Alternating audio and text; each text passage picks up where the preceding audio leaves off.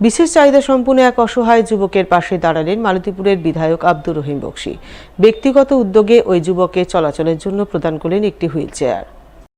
বৃহস্পতিবার বিধায়কের এহেন মানবিক উদ্যোগের ছবি নজরে এলো চাঁচল ২ নম্বর ব্লকের গৌরহন গ্রাম পঞ্চায়েতের কাপসিয়া গ্রামে। জানা গেছে, ওই গ্রামের বাসিন্দা পেশায় দিনমজুর সালিমউদ্দিনের একমাত্র ছেলে শামীম আক্তার গত ৬ বছর আগে হঠাৎ করে অসুস্থতার কারণে চলশক্তিহীন হয়ে পড়ে। এরপর থেকে বাড়িতেই শয্যাশায়ী অসহায় অবস্থায় তার দিন কাটছিল। এই খবর জানতে পেরে বৃহস্পতিবার সকালে শামীমের বাড়ি ছুটে যান মালতীপুরের বিধায়ক আব্দুর রহিম বক্সী।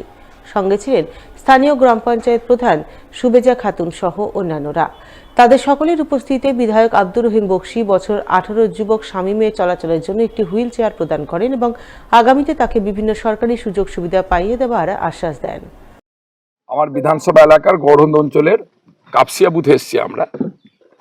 এখানে শামীম আক্তার বলে একটা ছেলে, প্রায় 18 বছর বয়স হয়ে গেছে। প্রথম দিকে ও ভালো ছিল, পরেও প্রতিবন্ধী হয়ে গেছে, আর দুটো হাত দুটো পা অবশ্য হয়ে গেছে হঠাৎ করে। অনেক চিকিৎসার ব্যবস্থা তারা করেছে, সরকারিভাবে বেসরকারিভাবে চিকিৎসার ব্যবস্থা করানো হয়েছে, কিন্তু তাকে এখন পর্যন্ত সুস্থ করে তোলা যায়নি। সে নিজে চলাফেরা করতে পারে না, খুব দুস্থ গরিব মানুষ, তার বাবা মারা কোনো মতো ছেলেটাকে নিয়ে চলছেন আর কি।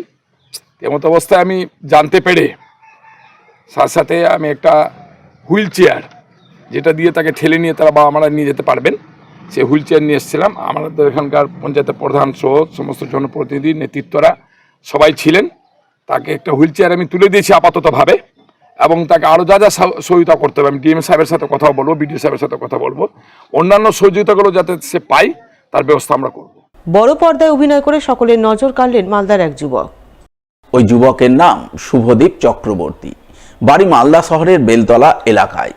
খুব সাধারণ পরিবারের ছেলে শুভদীপ সাংবাদিকতা নিয়ে পড়াশোনা করলেও ছোট থেকেই অভিনয় জগতের প্রতি তার আলাদা একটা টান ছিল।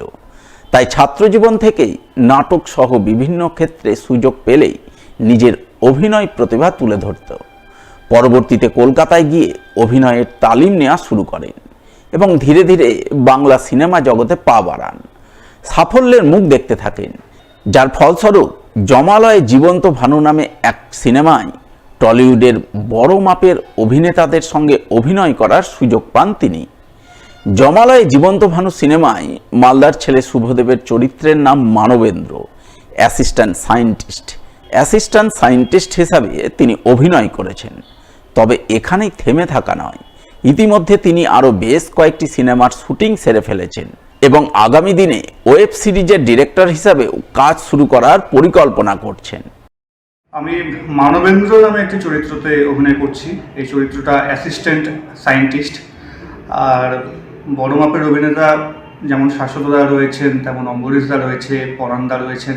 সত্যি কথা বলতে আমার ইচ্ছে জন্মায় আমার এক মামার ছেলেকে দেখে। সে সিনেমার প্রতি এত বেশি তার ইচ্ছে ছিল, শখ ছিল, তো সেই আমাকে ইন্সপিরেশন দেয়। এবং তারপর মালদায় ছোট ছোট কাজ, জার্নালিজম নিয়ে পড়াশুনো, জার্নালিস্ট হিসেবে কাজ করা, এগুলো করার পর মনে হয় যে মালদায় থেকে যেটা আমি চাইছি অ্যাচিভ করতে সেটা সম্ভব নয়। তারপর কলকাতার দিকে পা বাড়াই। প্রথম দিকে খুব কঠিন জার্নি ছিল, কারণ আমি প্রতি সপ্তাহে যেতাম এবং শুক্রবার গিয়ে শনি রবি কলকাতায় থাকতাম, এবং শনি এবং শুক্রবার রাতে এবং শনিবার রাতে আমি শিয়ালদা স্টেশনে রাত কাটাতাম। তো সেই জার্নিটা খুব টাফ জার্নি ছিল, এবং সেই জার্নিটা করতে পেরেছিলাম, সেই কষ্টটা সহ্য করেছিলাম বলেই হয়তো ভগবান আজকে এরকম একটা ছবিতে অভিনয় করার সুযোগ করে দিয়েছেন। আমি যখন প্রিমিয়ারের দিন ছবিটা দেখছিলাম তখন আমার নিজের বিশ্বাস হচ্ছিল না যে আমি এই ছবিতে কাজ করেছি, এই চরিত্রটা আমি করছি।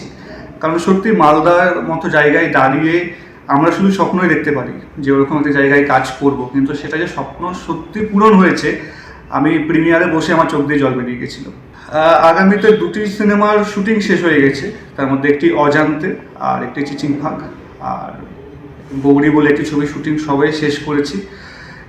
ছোট ছোট করে একটু ডিরেকশনেও হাত পাকাতে শুরু করেছি। আমার আগামী বছর আমার ডিরেকশনে চক্রবহ নামে একটু ওয়েব সিরিজ আসবে আশা করছি। তো এখন কলকাতায় সমস্ত কাজকর্ম চলছে এরকম টুকরো টুকরো করে, আগামীতে সেগুলো হয়তো আসবে।